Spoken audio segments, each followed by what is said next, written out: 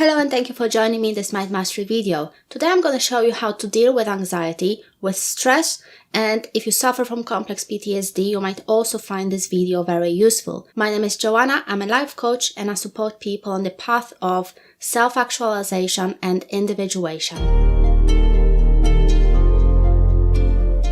So first of all, it would be worth to understand what anxiety is, what triggers this mostly biological response that causes us to experience these various symptoms. There are many different types of anxiety.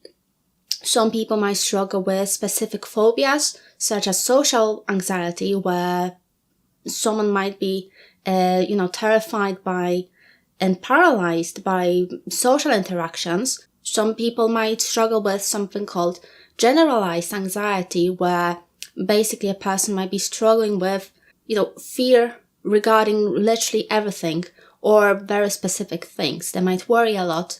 They might feel very stressed out inside.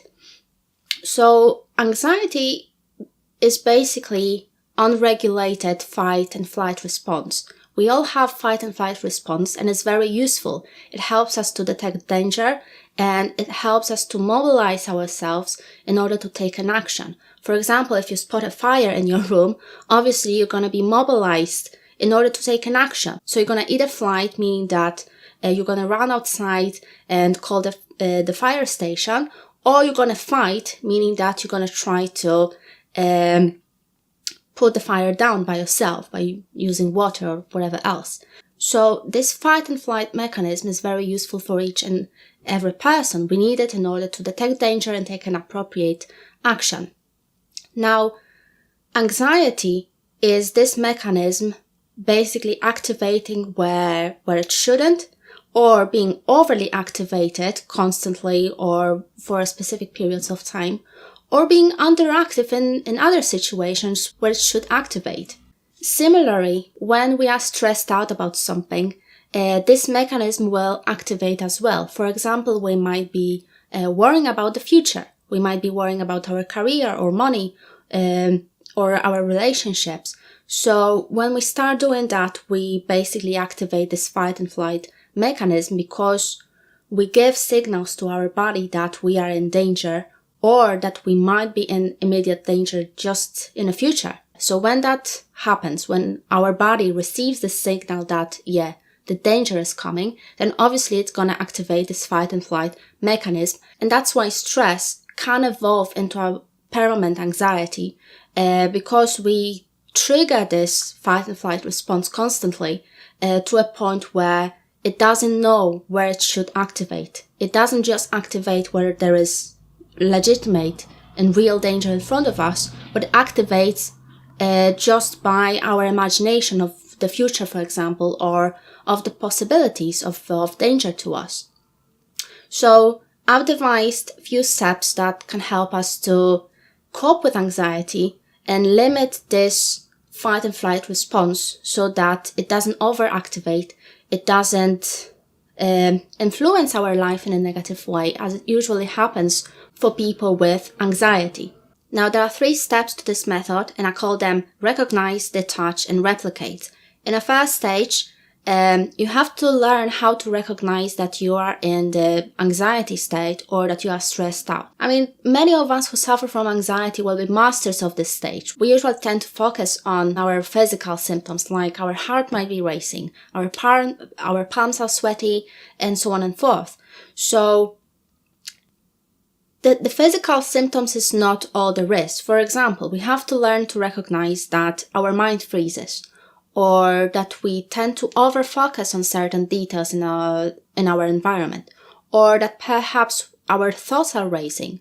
So we have to learn to fully recognize this state, know our enemy, so that we know what to expect in the future.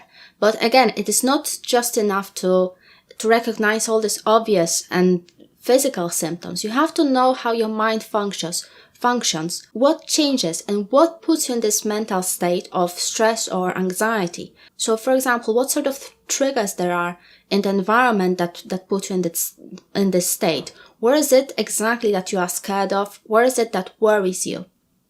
Now, recognizing this stressful state is not enough. You also need to recognize when you are relaxed. Now, this is very important. This is a very crucial step because you have to learn to develop a sort of template, a safety space, a safety zone in your own mind. So in the future, when you're gonna start feeling stressed out or anxious, you can go back to this state. Anyway, so you have two states that you can compare and contrast. One of them will be the anxiety or the stressful state, and the other one will be this relaxed, this normal baseline, if you like. So you have 2 points of comparison, so that should give you a pretty good clue and really good knowledge about what to expect when you go anxious and what to expect when you're going to relax. Now, the second stage or the second step, I call it detach, and during this state, you basically learn to observe your thoughts, observe yourself, observe your reactions. Now, this is quite similar to the first step, but the difference is that you're not being pulled in to this anxiety state. So you not only recognize all these physical and behavioral symptoms, but you also learn to observe your own mind. For example, you might be worrying about the future, you might be stressed out about something, and you notice that your thoughts are racing. Now, if you keep observing that, you will notice that these thoughts don't really make sense at the end. They just keep changing all the time. And if you don't engage them, eventually they're gonna subside.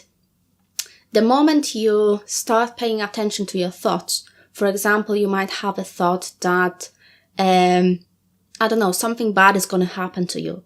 If you keep entertaining this thought, if you keep being pulled into this idea or this theory, then obviously it's going to be much more difficult to step back and observe what's going on the more objective level, if you like. So the moment you learn to recognize what's going on in your mind, the moment when you try to observe yourself and observe the absurdity of the racing thoughts, for example, this whole process, you will be able to detach yourself so that each time this anxiety state comes, you will recognize that, oh yeah, this is anxiety, this is what's going to happen, this is how long it's going to last, more or less. So you can stay detached without going inside this anxiety state, without being pulled in. All you have to do is just remain this detached observer and see what's going on.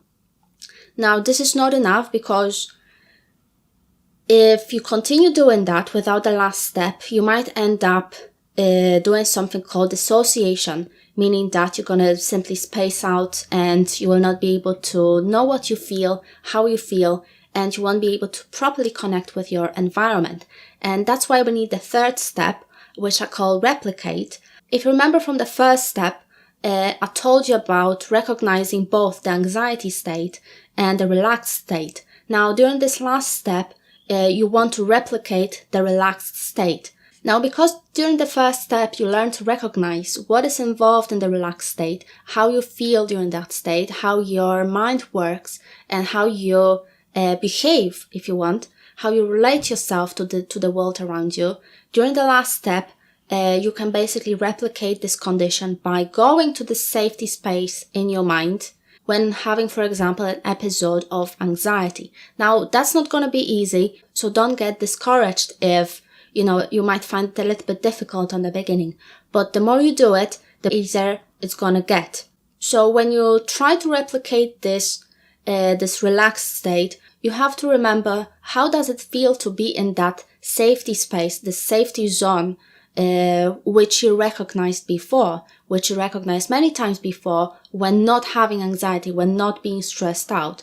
If you learn how to go to that space, to this safety space, it's going to be much easier to simply detach yourself from the anxiety, from worrying, from being stressed out, and just go to that safety space in your own mind. Now, this is not something that you fully create. You don't really have to create anything from the scratch, because it's already there.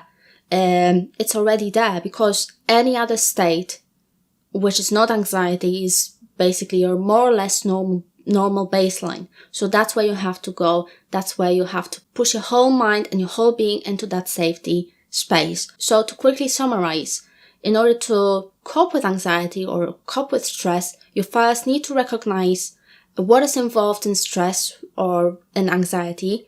What is it about that mental state that makes you anxious? What happens? What are the triggers? And so on and forth.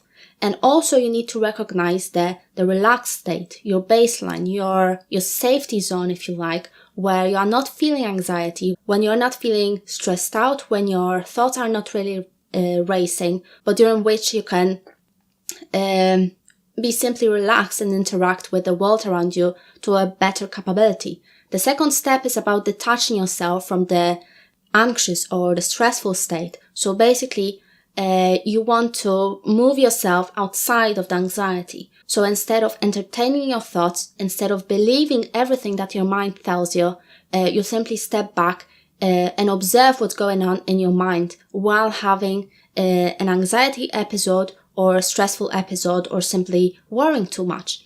And the last step involves simply replicating the relaxed state which you observed during the first step. So basically in that last stage, you are going to that safety zone, to that safety space, that baseline of your mental states, if you like, which you recognize during the first step.